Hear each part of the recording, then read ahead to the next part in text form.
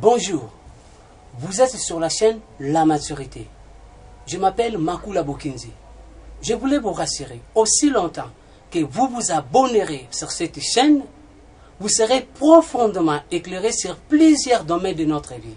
Et vous finirez par comprendre pourquoi elle porte le nom La Maturité. Pour l'instant, nous voulons vous présenter ce que nous considérons comme les plus grands mensonges du monde dans un enseignement qui se veut objectif, à savoir la mathématique. En effet, depuis l'école primaire jusqu'au niveau universitaire, on nous inculque gratuitement, sans une rigueur mathématique, que 2 est supérieur à 1. Cependant, nous avons fait une approche sur le nombre intitulée 2 n'est pas supérieur à 1. Dévoilement du sophisme de la mathématique, où nous voulons savoir si cette comparaison est vraie ou elle est fausse. L'ouvrage révèle que cette comparaison est fausse. Les mathématiciens nous ont dit démontrer. Quant à nous, il s'agit de révéler l'hypothèse ou l'incohérence, la nocivité, les sophismes de l'hypothèse à laquelle les mathématiciens s'appuient pour justifier cette comparaison. Et cette hypothèse se présente de la manière présente. Pour tout A, B appartient à R, on a A supérieur à B si et seulement si A est inclus ou A contient B ou B est inclus dans A. Selon cette hypothèse, 2 est supérieur à 1. Pourquoi? Parce que D contient 1 ou 1 est inclus dans D. Mais si nous observons correctement cette comparaison, nous remarquerons qu'on n'a fait que prendre nos observations apparentes et quantitatives sur les objets du monde pour l'introduire dans une étude qui se veut impartiale. C'est comme quand lorsque un enfant à qui on a donné des oranges, c'est quoi supérieur à l'enfant à qui on a donné un seul orange? Alors, que ce cas-là peut être contredit par un autre cas. Alors, comme cette comparaison émane des cas contradictoires, nous allons les vérifier avec une rigueur mathématique pour voir si elle est cohérente. Remarquez, les nombres sont présentés ici comme des cardinaux, ou soit on a prôné l'aspect quantitatif des nombres. Alors, il nous faut recourir à la définition des nombres cardinaux dans la mathématique moderne. Écoutons ce qu'on nous dit. On dit bien, les nombres cardinaux sont ceux qui indiquent les nombres précis des êtres ou des objets. Cela veut dire quoi? Par exemple, cela s'explique de cette façon. 1 égale à 0, non au sens de A égale à A, mais au sens de A égale à B, si et seulement si. Vous avez par exemple un ensemble qui n'a qu'un seul élément, à savoir 1, son nombre cardinal est 1. Ceci équivaut à l'ensemble B qui a aussi un seul élément, 0, dont le nombre cardinal est 1. C'est-à-dire, on ne tient pas compte de l'ordre de nombres qui sont aussi ni de leur couleur, ni de leur qualité, non. Mais des nombres des éléments précis qui se trouvent dans chaque ensemble. Alors, comme on a ici un seul élément, donc le nombre cardinal est 1. Et quand bien même ici il y a 0, mais comme ce n'est qu'un seul élément, on a aussi le nombre cardinal 1. Alors, prenons cette définition du nombre cardinal pour vérifier la cohérence si cette comparaison de mathématiciens est cohérente. Regardez. En mathématiques, on donne souvent des cas où c'est difficile de trouver les cohérences de cette comparaison. Mais ici, nous allons évoquer tout le nombre de cas qui révèlent les cohérences de cette comparaison. On nous inculque en mathématiques, 1 est supérieur à 0. Maintenant, sur base de quoi on considère que 1 est supérieur à 0, on va nous dire, c'est parce que 1 est le fait d'avoir une chose, alors que 0 est le fait d'avoir rien. Cependant, nous avons bien vu que l'ensemble qui n'a qu'un seul élément, 0, n'est pas l'ensemble vide. B n'est pas l'ensemble vide. Son nombre cardinal, c'est 1. Donc, il est admissible de considérer que 1 est supérieur à 0. Et s'il en est ainsi, pourquoi? Parce que 0, dans notre monde concret, correspond à l'étendue du vide. L'étendue du vide, c'est un dispositif qui permet à tout objet d'effectuer des mouvements. Permettez-moi de dire, même un esprit ne peut jamais effectuer un mouvement s'il n'y a pas l'étendue du vide. C'est ainsi, en interprétant l'étendue divine dans la mathématique avec les concepts de zéro, un ensemble qui a zéro comme élément n'est pas l'ensemble vide. Donc zéro en mathématiques n'est pas le néant absolu ou le rien absolu.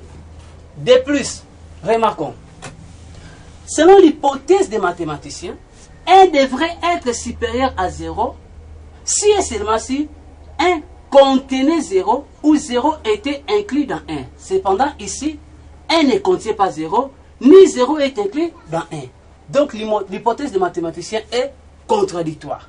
Alors, la nocivité de cette hypothèse, c'est quoi? C'est le fait de nous empêcher de savoir comment les savants ont eu à découvrir ou à légitimer 0 à partir des principes de la réalité dont l'existence ne dépend d'aucune convention. Passons à un autre cas. On nous inculque que moins 1 est supérieur à moins 2. Remarquons bien. En observant ici, c'est plutôt moins 2 qui doit être supérieur à moins 1, car selon l'hypothèse des mathématiciens, moins 1 est inclus dans moins 2.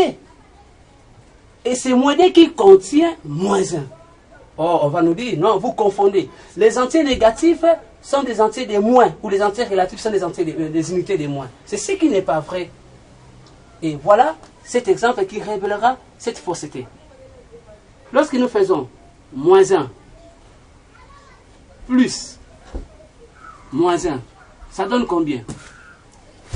Il n'est pas question ici de retranchement des unités.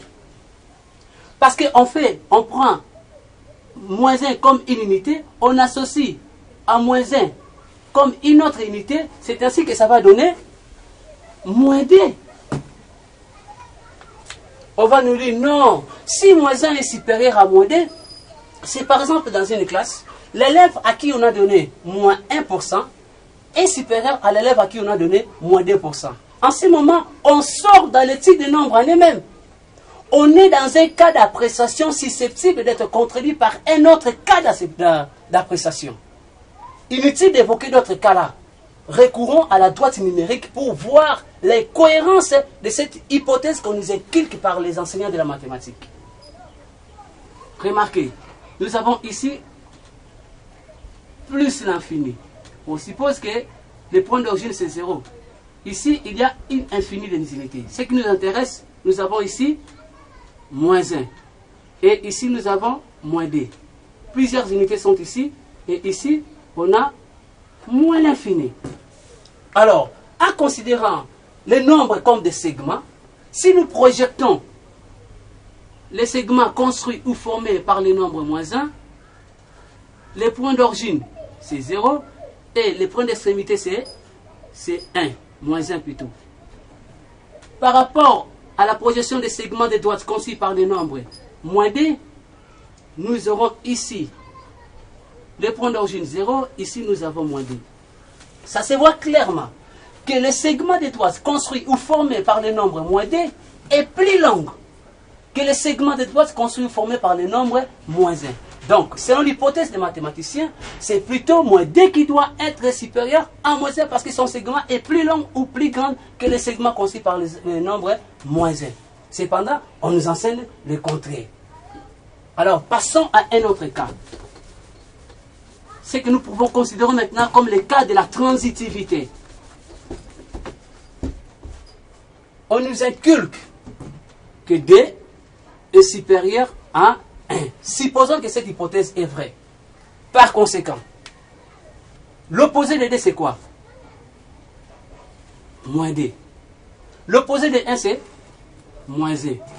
Alors, comme 2 est supérieur à 1, par conséquent, l'opposé de 2 qui est moins 2 doit être supérieur à l'opposé de 1 qui est moins 1. Cependant, on nous enseigne le contraire. Évoquons encore un autre cas qui révèle l'incohérence ou la contradiction de cette hypothèse de mathématiques qui ne respecte pas l'objectivité de la mathématique. On nous dit que 2 est supérieur à moins 2. Si nous tenons compte de l'aspect quantitatif ou des nombres pris comme des cardinaux tels que nous avons définis, vous allez voir, en réalité, ça devait être supérieur ou égal. Pourquoi? Parce que ici, nous avons des unités De l'autre côté, nous avons aussi des unités.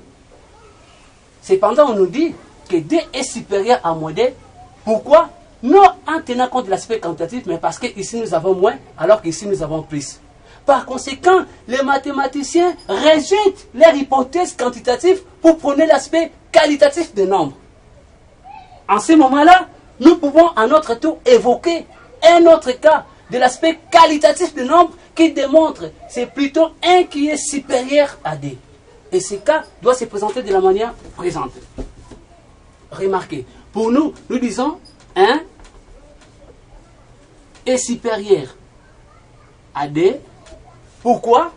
Parce que pour avoir D, il faut faire 1 plus 1. Et l'essence du concept de supériorité se voit même ici. Pourquoi? C'est parce qu'à partir de 1 qu'on déduit D. Autrement dit, c'est D qui est subordonné à 1. Ce n'est pas 1 qui est subordonné à D.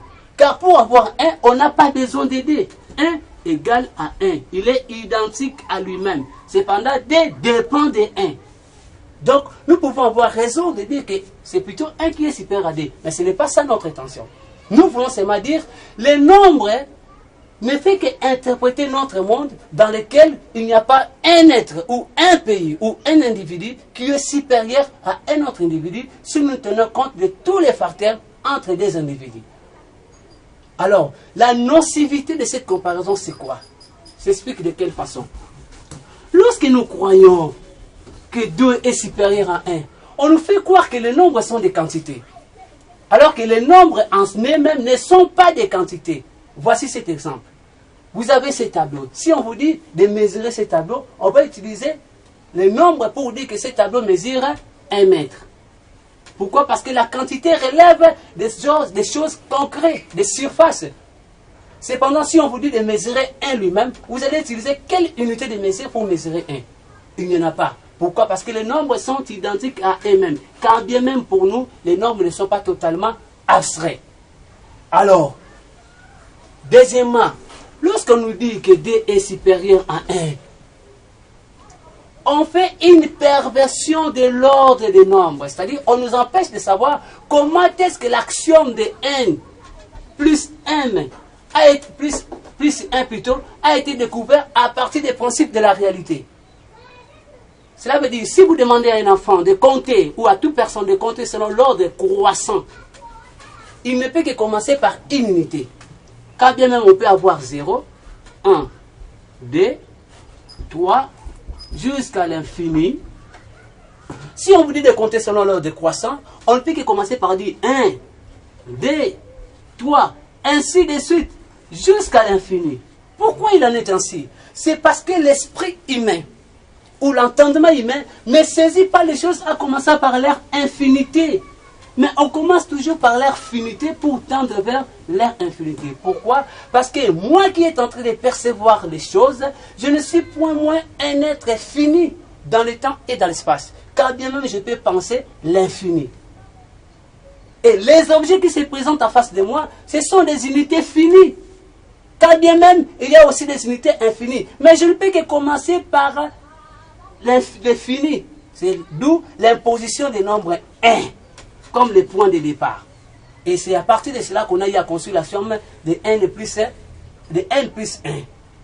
Donc, je pense que vous avez compris.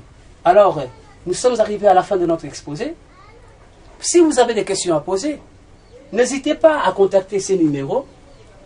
Plus 243 81 22 84 548. Plus 243 85 37 35 790. Prochainement, nous allons voir comment est-ce que deux savants ont eu à se confronter sur cette comparaison. Et nous allons remarquer cela au prochain numéro. Nous vous disons au revoir. N'oubliez pas à vous abonner en tout moment sur cette chaîne, sur notre site. Vous aurez beaucoup de choses nouvelles.